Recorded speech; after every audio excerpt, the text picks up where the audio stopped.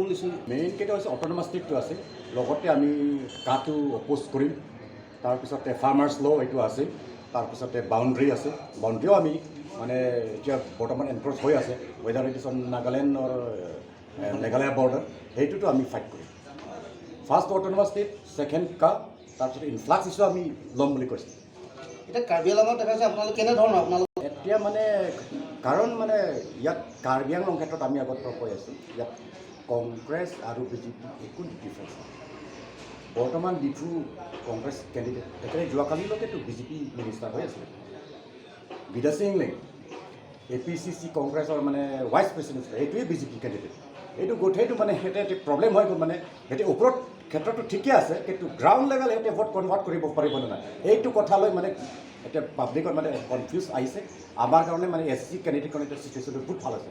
আমি দেখিছোঁ এইটো চিটুৱেশ্যন তেনেকৈ দেখিছোঁ আমি এবাৰ মানে চাৰিটা জিকিমে তেনেকৈ লাগিছে।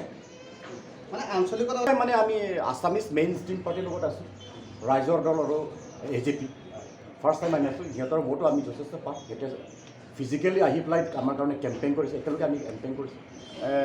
যোৱাকালি সিহঁতে আহিছিলে ডকমুগাঁও, পৰহি সিহঁতৰ চেণ্ট্ৰেল কমিটি মেম্বাৰ আছে বহুত ফ্ৰম AJP আৰু ৰাইজৰ দল, ভাল পাইছে, পাব্লিকে বহুত ৰেছপন্স পাইছে।